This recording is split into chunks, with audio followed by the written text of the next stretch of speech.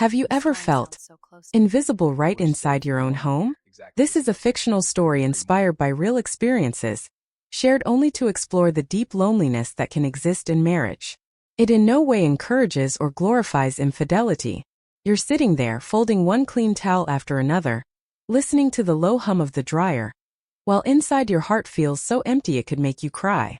As a wife of 32 years, I still do everything. Cook the meals, do the laundry, remember every anniversary, wait for my husband to come home. But no one truly sees me anymore. No one touches me like I'm still alive. Until one stormy night, when 3 men walked in, and I was surrounded by warmth from every direction. I was no longer invisible. Welcome to the Hloara channel, where I share real stories straight from the heart, the quiet pains and hidden feelings that so many of us have felt but rarely dare to voice. If you've ever felt lonely in your marriage, if you've ever quietly wondered, do I even exist anymore? Then hit that like button right now and subscribe to Hloara so you never miss a story. Because today I'm going to tell you a story that's very real. A story about me. And the night everything changed forever. My name is Jessica. I'm 58 years old now. I've been Robert's wife for 32 long years. From the outside, everyone thinks we're happy. The 2-story house in the suburbs, 2 cars in the driveway, weekend dinners together. But only I know. I've been slowly dying inside for years. Every morning I wake up at 6, brew his coffee exactly the way he likes it, iron his shirts, make breakfast. He kisses my cheek, says, "You're amazing," and leaves for work. When he comes home at night, he's exhausted, eats quickly, scrolls on his phone, then goes to bed. No questions. No hugs. No looking into my eyes. I've tried so hard. Really tried. But the harder I try, the more I feel like I'm just another piece of furniture in this house. Then 3 men came into my life. Not all at once. One by one like fate. The first was Ryan, my husband's younger cousin. He's 28 now, divorced 4 years ago. He started coming over to help with repairs. The first time was after a big storm when the back porch roof started leaking. Ryan brought his ladder, stood in the sun and smiled gently. "Let me take care of it, Aunt Jess." He doesn't talk much, but every time he handed me a tool, his fingers brushed mine for just a second. That tiny touch was enough to make my heart jump. The second was Logan, Robert's best friend from college. Quiet with deep searching eyes. He'd drop by with things Robert had forgotten at the office. A jacket, keys, even his wallet once. Every time Logan stood at the door, he didn't rush off. He'd ask softly, "You okay? You look tired." Then he'd stay listening while I talked about the long empty days. I'd never opened up to anyone like that before. The third was Marcus, our new neighbor who moved in 2 months ago. Tall, calm, with a voice as warm as polished wood. He'd see me working alone in the yard, pull his truck over and say, "Let me help you with that." We'd pull weeds together, fix the garden hose, laugh over little things. Marcus never pushed. He just stayed a little longer each time. First it was all harmless. They came because Robert was away so often. But slowly I realized I was waiting for them. Every time the doorbell rang, my heart beat faster. I started brushing my hair more carefully, wearing the soft robe instead of the old worn one. I told myself, it's just loneliness. Just a little warmth from friends. But life doesn't let you stop at just. One day Ryan came to fix a leaky kitchen pipe. Logan happened to stop by at the same time. The 3 of us stood in the kitchen in silence. Logan looked at me and said quietly, "You always do everything alone. Aren't you tired?" I could only smile, but tears nearly fell.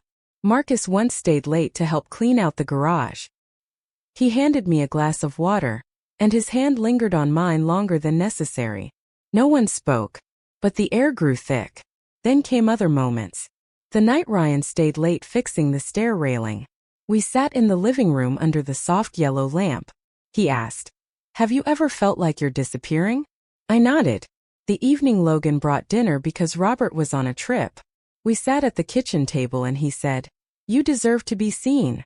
Marcus texted whenever it rained. "Need me to bring anything over?"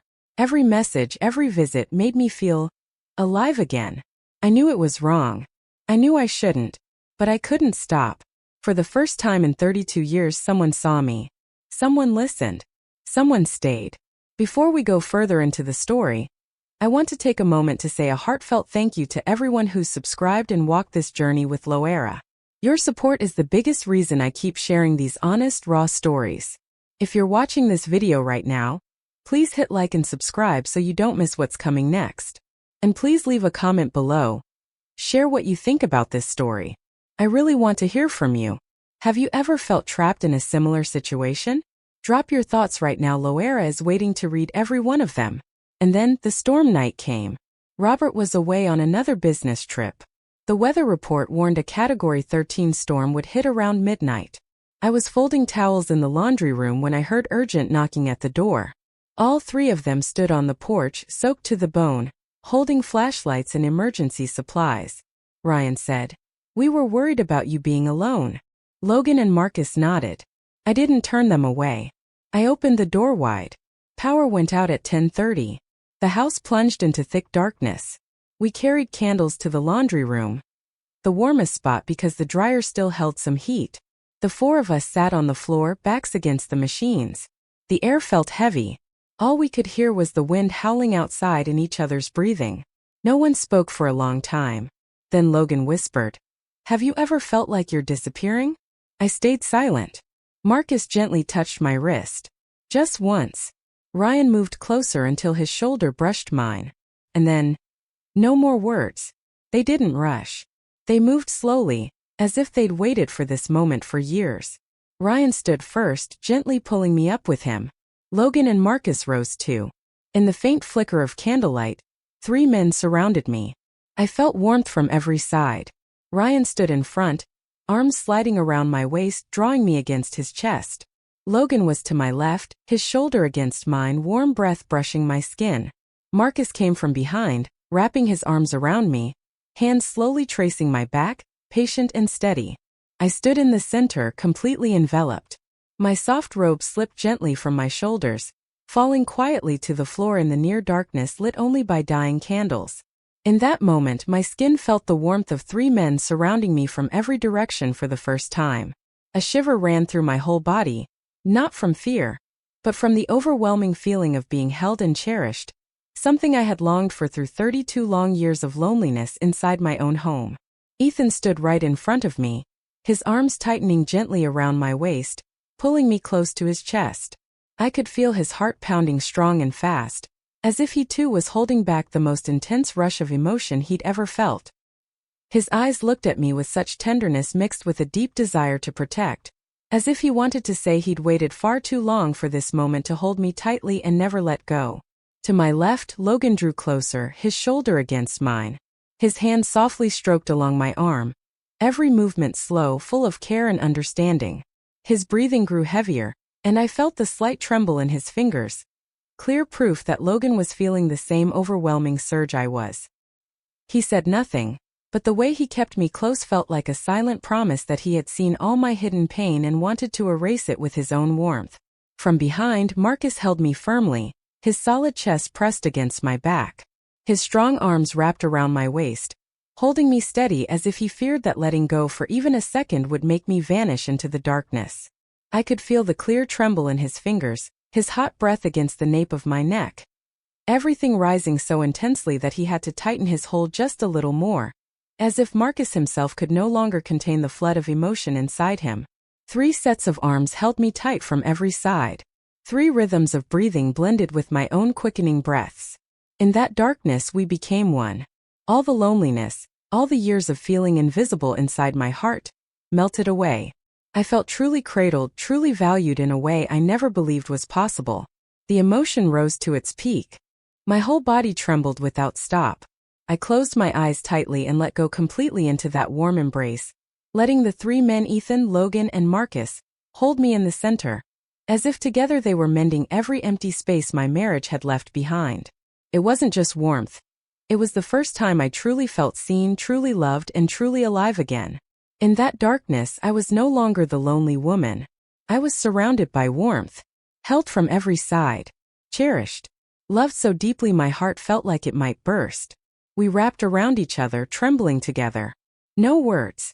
Only silent connection, only the feeling of being seen, touched, existing. I felt every breath, every gentle hold, every synchronized movement of the 3 of them. And then, we let go together in that moment. All four of us became one in the darkness. Not lust, but the pure longing to be truly loved. When everything calmed, we lay there on the laundry room floor, wrapped together in an old blanket. Ryan rested his head on my shoulder.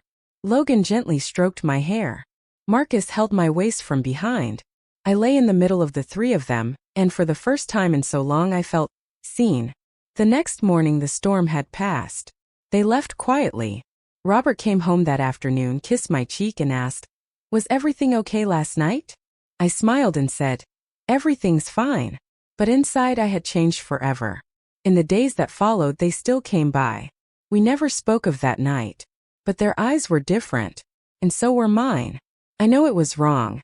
I know it could destroy everything. But in that dark moment, when three men surrounded me and brought me back to life, I chose the feeling of being loved. What do you think about this story? Have you ever felt invisible in your own marriage? Please comment below. I really want to read your thoughts. And if you're looking for more real stories like this, don't forget to like this video and subscribe to Hloara right now. Turn on notifications so you never miss the next one. Because sometimes, life only needs one stormy night to change everything. Thank you for listening. See you in the next true story.